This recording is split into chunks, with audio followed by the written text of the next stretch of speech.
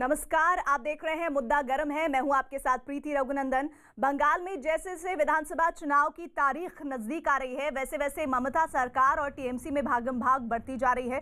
अमित शाह के दौरे से पहले आज ममता बनर्जी को उस वक्त एक और झटका लगा जब उनके एक और मंत्री राजीव बनर्जी ने पद से इस्तीफे का ऐलान कर दिया और वो राज्यपाल को इस्तीफा सौंपने के लिए राजभवन पहुंचे। खबर है कि राज्यपाल ने उनका इस्तीफा मंजूर कर लिया है। राजीव बनर्जी ने ममता बनर्जी की बेरुखी को इस्तीफे की वजह बताया और कहा कि उन्हें बगैर जानकारी दिए सिंचाई मंत्री के पद से हटा दिया गया था। और यही नहीं, अपने इस्तीफे की वजह बताते हुए वो भावुक भी हो गए। राजीव बनर्जी फिलहाल ममता सरकार में वन मंत्री थे। उन्होंने सोशल मीडिया पर अपने इस्तीफे की चिट्ठी भी साझा की है। हमारे साथ हमारे सहयोगी पूर्वी मिदनापुर के दीघा से अमित सिंह जुड़ रहे हैं। अमित, शुभेंदु की रैली भी चल रही है, उसके बारे में तस्वीरें दिखाइएगा और ममता बनर्जी को एक और झटका लगा है, फिर उसके बाद इसके बारे में भी बताइएगा। जी हाँ, बिल्कुल, ममता बनर्जी को एक बड़ा झटका लगा है। जो उनके एक और कैबिनेट मंत्री राजीव जो कि फॉरेस्ट मिनिस्टर थे, उन्होंने इस्तीफा दे दिया, राज्यपाल ने मंजूर कर दिया है। और मैं आपको सीधी तस्वीरें दिखा रहा हूँ। इस वक्त शुभेंदु अधिकारी की रैली की 2 किलोमीटर की ये रैली है। इस वक्त शुभेंदु अधिकारी एक गाड़ी में हैं और यहाँ पर आप तस्वीरों में आप देख सकते हैं कि किस तरीके से शुभेंदु अधिकारी ये 2 किलोमीटर की रैली कर रहे हैं। पूर्वी मिदनापुर के न्यू दीघा से ओल्ड दीघा तक ये पैदल जाएंगे और तस्वीरों में आप देख सकते हैं कि शुभेंदु अधिकारी इस गाड़ी में यहाँ पर मौजूद हैं। और दोनों तरफ में एक बार अपने विजय रंजन चंद्रा से कहूँगा कि आपको तस्वीरें दिखाएं। दोनों तरफ सैकड़ों की, हजारों की तादाद में यहाँ पर जो कार्यकर्ता हैं, जो आसपास के लोग हैं, वो यहाँ पर शुभेंदु अधिकारी का एक झलक पाने के लिए यहाँ पर सड़क पर खड़े हैं। यहाँ पर आप तस्वीरों में देख सकते हैं कि काफी ज्यादा हुजूम है। कभी ये टीएमसी का गढ़ होता था ये प्रीति, और कभी ये टीएमसी का गढ़ होता था, ममता बनर्जी का गढ़ होता था। और लेकिन अब ये जिधर भी आप कैमरे पैन करेंगी, जिधर भी आप कैमरे की नजर से देखेंगी, हर तरफ गेरुआ में आपको ये इस वक्त पूर्वी मिदनापुर का न्यू दीघा से ओल्ड दीघा का इलाका आपको दिखेगा। यहाँ पर तस्वीरों में आप देख सकते हैं किस तरीके से 2 किलोमीटर की ये रैली है। लेकिन यहाँ पर पैदल चलना भी यहाँ लोग, इतनी ज़्यादा भीड़ है कि लोग पैदल भी यहाँ पर नहीं चल सकते हैं। यहाँ पर जो लोग हैं वो अपने नेता शुभेंदु अधिकारी का एक झलक पाने के लिए सड़कों पे खड़े हैं। यहाँ पर तस्वीरों में आप देख सकती हैं प्रीति, जहाँ एक तरफ ममता बनर्जी को एक बार फिर झटका लगा है, उनके एक मंत्री ने एक बार फिर उनका साथ छोड़ दिया है। और कयास ये लगाई जा रही है, जिस तरीके से दिन में ये खबर आ रही थी कि वो भी एक ऐसे पूर्व मंत्री ममता सरकार का हो सकते हैं जो बीजेपी का दामन थाम सकते हैं। क्योंकि इस तरीके से हमने ट्रेंड देखा है, जिस तरीके से पहले जो मंत्री हैं वो पहले रेजिग्नेशन देते हैं, रेजिग्नेशन देने के बाद टीएमसी पार्टी से रेजिग्नेशन देते हैं और फिर बीजेपी का दामन थामते हैं। ठीक उसी तरह से जिस तरीके से शुभेंदु अधिकारी ने किया था। और इस वक्त शुभेंदु अधिकारी का देखिए, ये जो रैली है, ये 2 किलोमीटर की रैली है प्रीति। ये रैली जो है वो ये न्यू दीघा से ओल्ड दीघा के बीच में है, टूरिस्ट प्लेस है।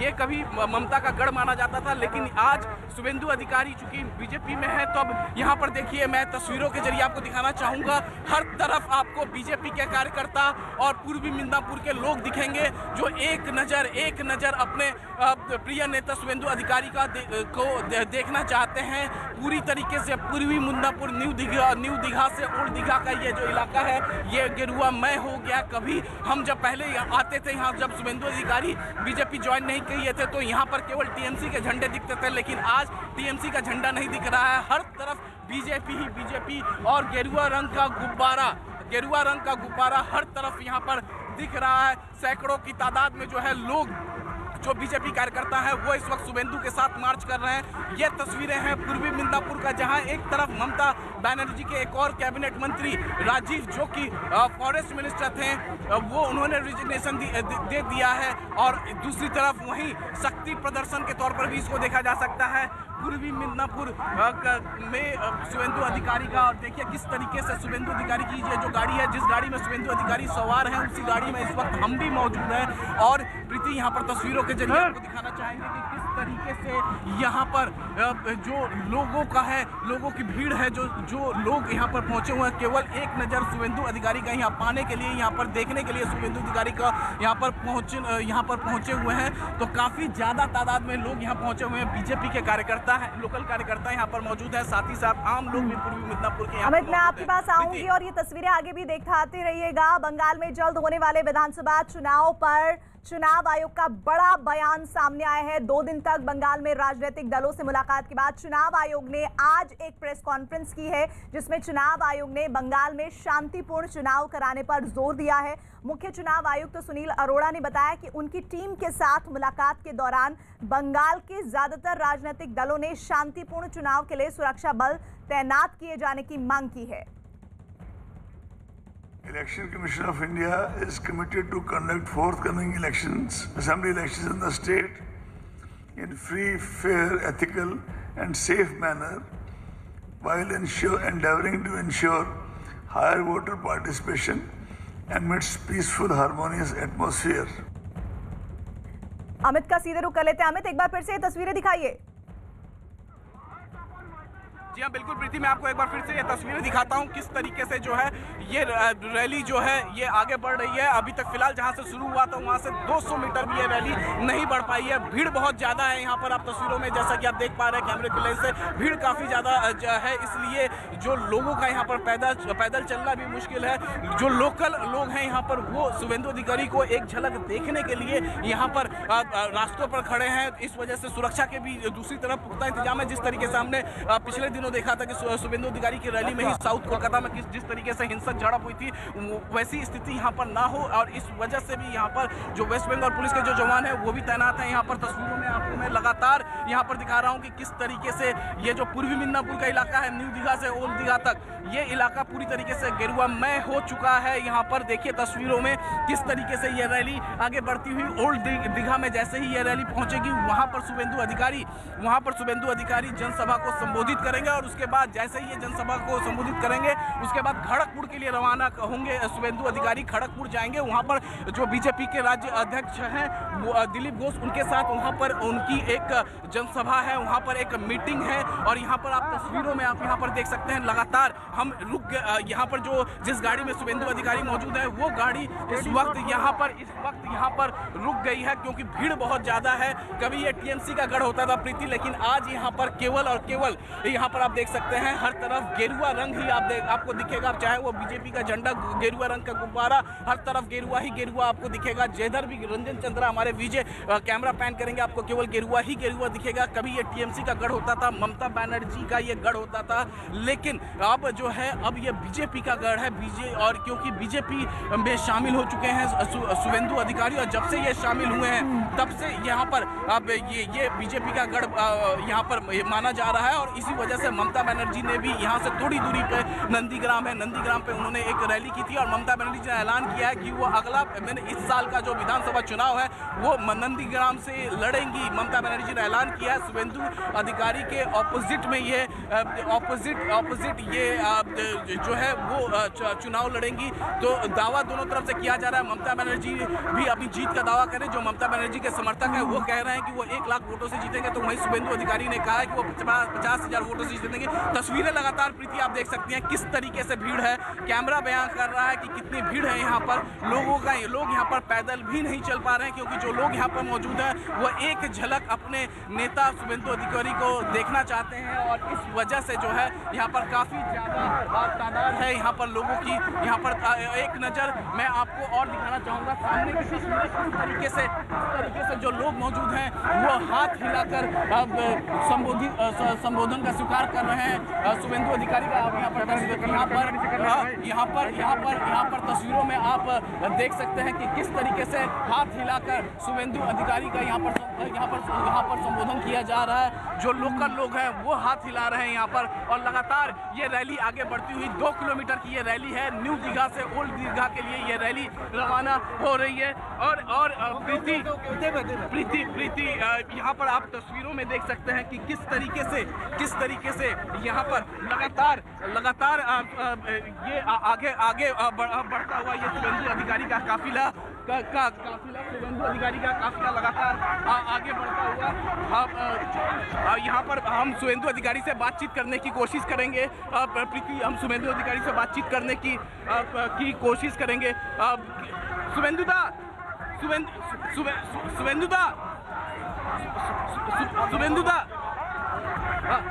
क्योंकि हम शुभेंदु अधिकारी से बातचीत करने की कोशिश करेंगे। और यहाँ पर अरे भैया आपसे उससे ठीक नहीं हुआ। अच्छा ठीक है दादा, लाइव है। लगातार जिस तरीके से हिंसक झड़पें और एक बार फिर एक कैबिनेट मंत्री राजीव ने ममता बनर्जी सरकार से इस्तीफा दे दिया है। देखिए, जो एम्प्लॉय का नाते काम नहीं करता चाहता है, एज ए पॉलिटिकल वर्कर का नाते काम करता चाहता है मानुष के लिए, जनता के लिए, वो सब TMC company private limited company छोड़ के आएगा। ये सीधा सीधा बात है।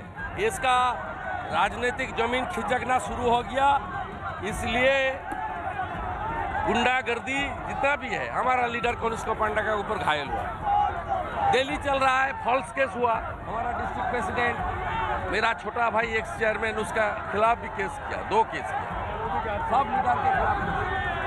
इसलिए ये जाने वाला है डेजर नंबर।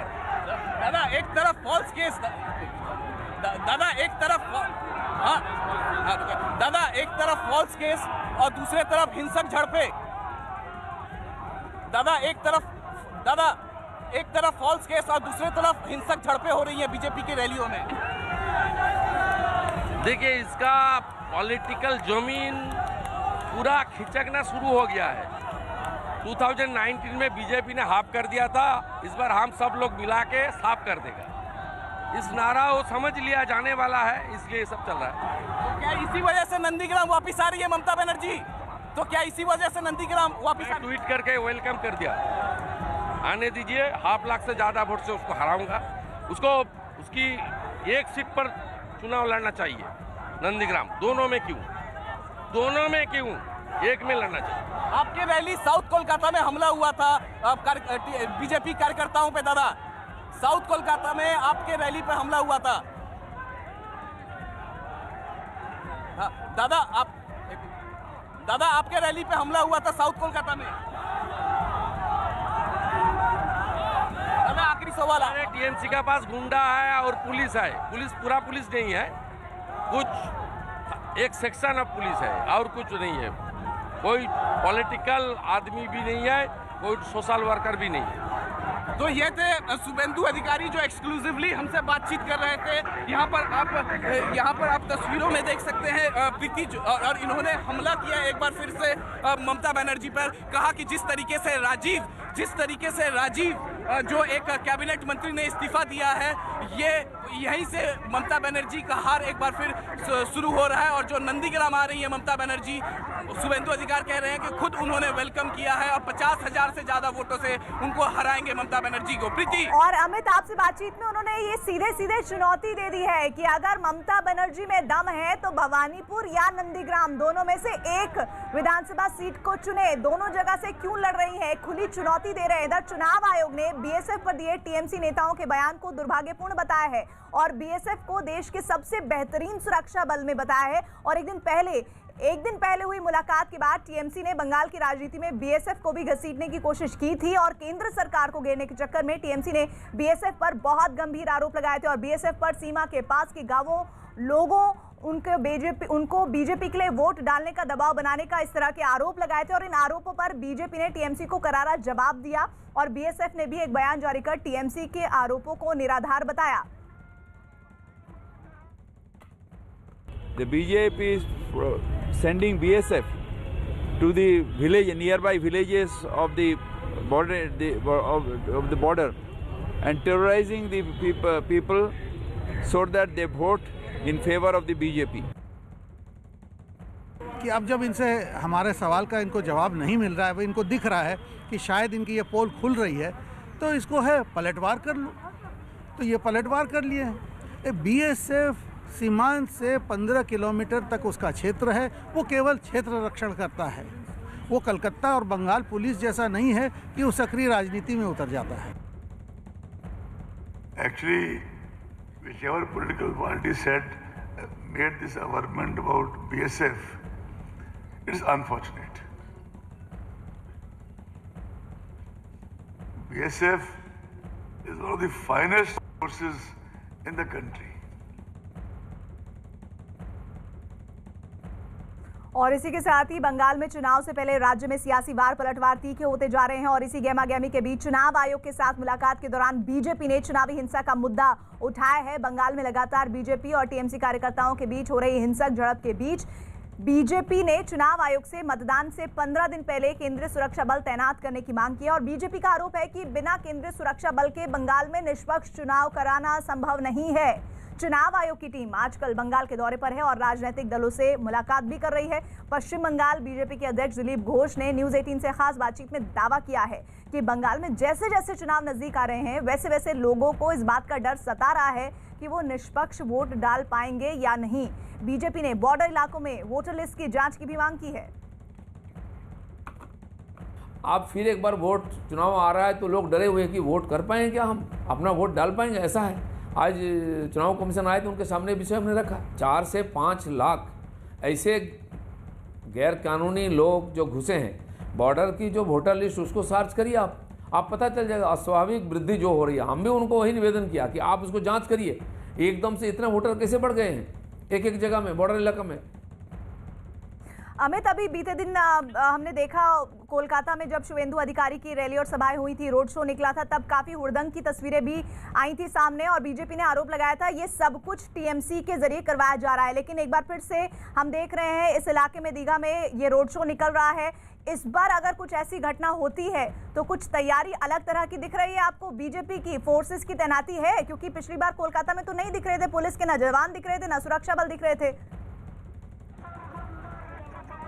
आज कुछ वेस्ट बंगाल पुलिस के जवान दिख रहे हैं लेकिन बहुत हैं प्रीति, उतने ज्यादा तादाद में नहीं है। और जैसा कि अभी मैंने शुभेंदु से खुद बात की, शुभेंदु अधिकारी ने कहा कि जो टीएमसी के गुंडे हैं वो आते हैं और रैलियों में आकर झड़पें करते हैं और उन्होंने एक तरह से वेस्ट बंगाल पुलिस पर भी हमला किया। कहा कि कुछ पुलिस वाले ऐसे हैं जो लगातार कैडर की तरह काम कर रहे हैं। मैं तस्वीरें आपको सीधी दिखाता हूँ प्रीति, किस तरीके से जिस गाड़ी में शुभेंदु अधिकारी हैं उस गाड़ी में हम मौजूद हैं और यहाँ पर तस्वीरों में आप देखिए किस तरीके से महज अभी तक हम आधे किलोमीटर का ही सफर तय कर पाए हैं प्रीति। वो आधे किलोमीटर भी मैं ज्यादा बोल रहा हूँ, उससे कम। और जब इस रैली की शुरुआत हुई थी उस वक्त मैं आपके साथ जुड़ा था और इसी से अंदाजा लगाइए जैसी स्पीड उस समय थी उसी स्पीड में जो है कार्यकर्ता आगे बढ़ते हुए। लेकिन ये जो तादाद है कार्यकर्ताओं का वो काफ़ी ज़्यादा है और आम लोगों की जो तादाद है, जो आम लोग, मैं सड़क किनारे आपको दिखाना चाहूँगा जो लोग खड़े हैं वो उनकी जो तादाद है वो भी काफ़ी ज़्यादा है, क्योंकि ये एक झलक अपने नेता शुभेंदु अधिकारी को देखना चाहते हैं।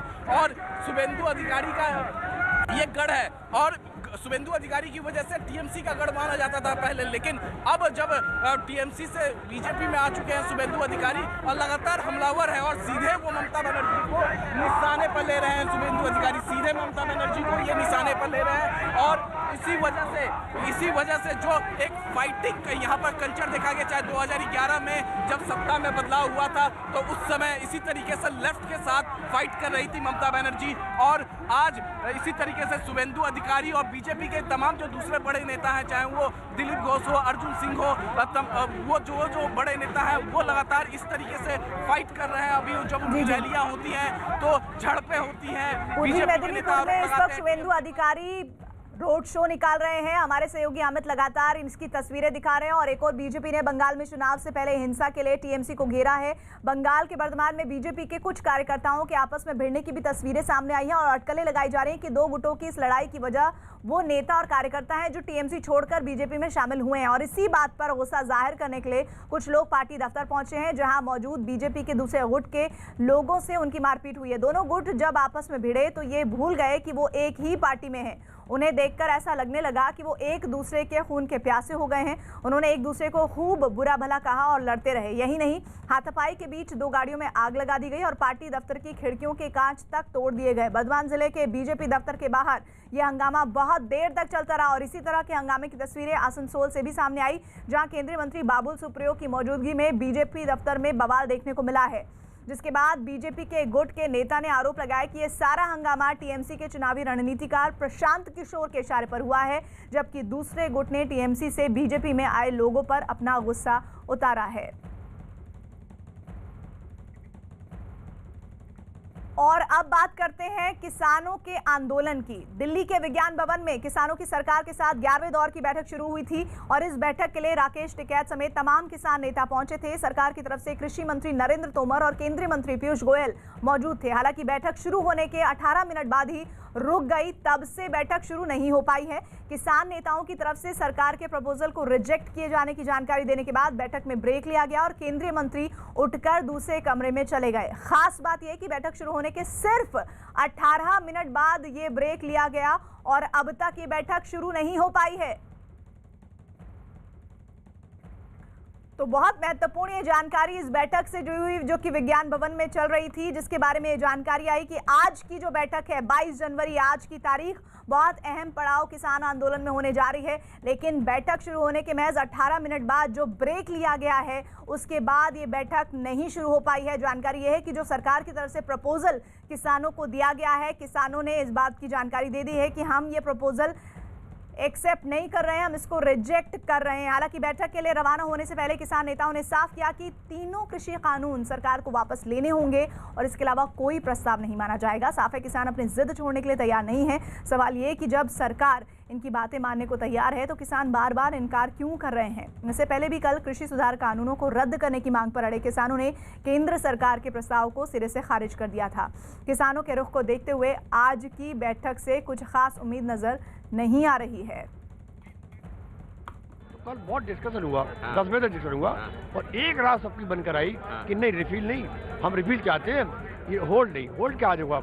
मान लो कोई तलवार मेरी गर्दन पर लटका दो, कहीं लटक रही है, एक साथ लटका दी हमने, आप जब भी जरूरत करो हम चला देंगे। तो ये तो इस तरह वाली बात हो गई। हम परेड करेंगे, शांतिपूर्वक करेंगे। 50 दिन हम तो बैठे हैं, हम 2 महीने हो गए हैं, 50 लाख लोग बैठे हैं, हमने कहीं खरोच किसी की नहीं आई। हम शांतिपूर्वक करेंगे। ये जो फौज में, ये जो पुलिस में है, हमारी बेटी है, ये हम क्यों चाहेंगे अपनी बेटी टकराना। तो सरकार तैयार, तो फिर क्यों इनकार? इसी पर बात करने के लिए 2 सहयोगी हमारे साथ जुड़ रहे हैं। विज्ञान भवन जहां पर ये बैठक के बारे में जानकारी आ रही है, अनुराग ढांडा वहां से जुड़ रहे हैं, सिंघू बॉर्डर से दीपक रावत जुड़ रहे हैं। अनुराग, पहले तो ये बता दीजिए बैठक को लेकर अपडेट क्या है, कितनी देर में दोबारा शुरू हो सकती है?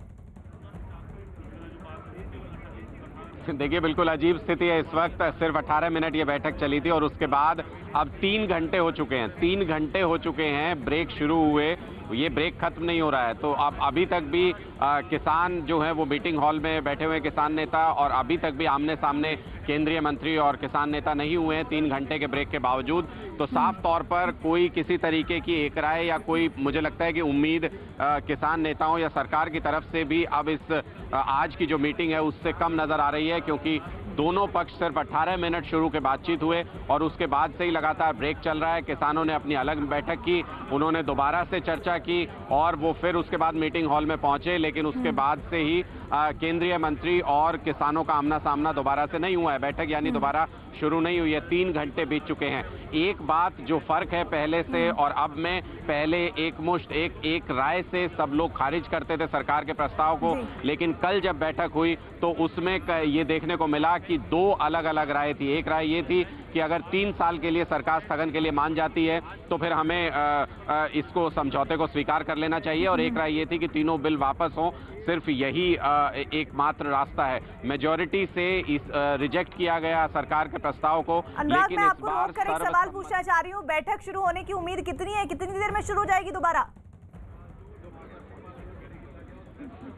देखिए, बिल्कुल नहीं बता सकते, क्योंकि हमारे सूत्रों से हमारी जो बात हुई जब मीटिंग में ब्रेक हुआ था तो यही बात हुई थी कि आप दोबारा से चर्चा कर लीजिए और कुछ देर बाद हम दोबारा से बैठक कर लेते हैं। और उसके बाद से कोई इन्फॉर्मेशन नहीं है कि मीटिंग कब दोबारा शुरू होगी। सब लोग अंदर बैठे हुए हैं, लेकिन केंद्रीय मंत्री और किसान नेता आमने सामने नहीं बैठे हैं, एक मीटिंग हॉल में नहीं बैठे हैं, जिसका सीधा मतलब ये कि कोई चर्चा नहीं चल रही है। तो शुरुआती 18 मिनट के बाद से कोई इस बारे में अपडेट नहीं है कि दोबारा कब मीटिंग शुरू होगी। बस इंतजार है, और इंतजार जब खत्म होगा, मीटिंग शुरू होगी, तो क्या जानकारी आती है उस पर नजर है हमारी। तो न्यूज़ 18 के अनुराग ढांडा की खबर है कि प्रेस रिलीज जारी कर सरकार के प्रस्ताव को रिजेक्ट करने से कृषि मंत्री नरेंद्र सिंह तोमर नाराज हो गए हैं। कृषि मंत्री ने किसान नेताओं से कहा है कि जब सरकार और आप लोगों के बीच बातचीत चल रही है तो उस बातचीत को सार्वजनिक क्यों किया जा रहा है। कृषि मंत्री के मुताबिक अगर सरकार का प्रस्ताव अस्वीकार किया तो यहाँ मीटिंग में आकर बताना चाहिए था। प्रेस रिलीज जारी कर मीडिया को पहले जानकारी क्यों दी गई? कृषि मंत्री ने किसानों पर लोगों को गुमराह करने का आरोप लगाया। साथ ही कृषि मंत्री ने किसानों से कहा कि एक बार प्रस्ताव पर विचार कर लीजिए, फिर मीटिंग शुरू करते हैं।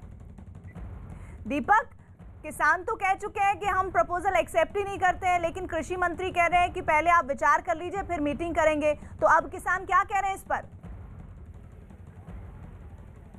कि देखिए तो साफ कल ही हो गया था जब मीटिंग खत्म हुई थी किसान नेताओं की। उन्होंने साफ तौर पर यह कह दिया था कि वो जो भी प्रपोजल सरकार ने उनके सामने रखा है वो सिरे से खारिज करते हैं। तो आज की मीटिंग से कुछ ज्यादा उम्मीदें न किसान नेताओं को थी न सरकार को थी, लेकिन सरकार ने जिस तरीके से नाराजगी आज जाहिर की है उसके बाद से किसान नेताओं के बीच में इस बात को लेकर मंथन जरूर होगा कि अगर सरकार काफी कदम आगे बढ़ा चुकी है तो ऐसे में सरकार को नाराज करना भी वो नहीं चाहते कि इससे चीजें और बिगड़े। लेकिन जहां तक बात है मीटिंग की, तो मीटिंग अभी अटकी पड़ी हुई है। वहीं दूसरी मीटिंग भी आज होनी थी, तो पुलिस के साथ मीटिंग होनी थी किसान नेताओं की, जिसमें यह तय होना था कि ट्रैक्टर रैली को लेकर आगे क्या होगा। क्या 26 जनवरी की जो ट्रैक्टर रैली है वो रिंग रोड पर दिल्ली में जो करना चाह रहे हैं किसान नेता, उसको वो स्थगित करते हैं नहीं करते हैं। लेकिन अभी तक एक मीटिंग ही खत्म नहीं हुई है, तो दूसरी मीटिंग कब शुरू होगी ये कुछ पता नहीं है। लेकिन साफ तौर पर इतना जरूर है कि आज की मीटिंग से कुछ खास नतीजा नहीं निकलने वाला। ये सुबह जब किसान नेताओं से हमारी बातचीत हो रही थी तब भी वो यही कह रहे थे, उनका ये कहना था कि वो सिर्फ एक ही चीज सुनने के लिए वहां जा रहे हैं, हाँ या ना। इस पर अगर सरकार बात करती है तो ठीक, अदरवाइज कोई दूसरा विकल्प नहीं है,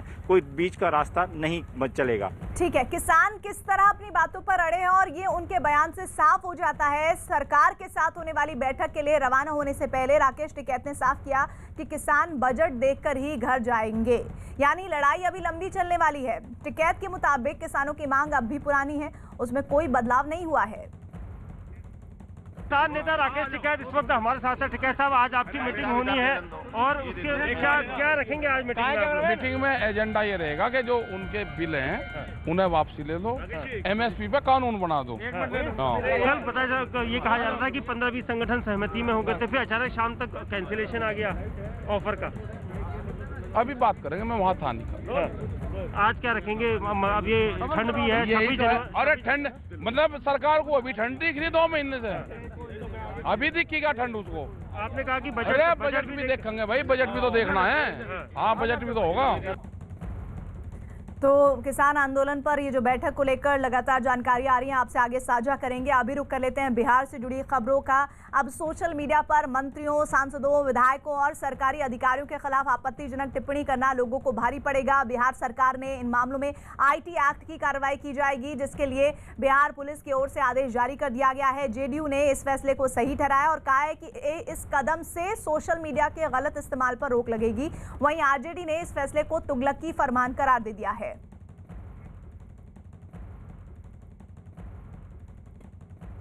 हमारे साथ मौजूद हैं आर्थिक अपराध इकाई के ADG नैयर हसनैन खान।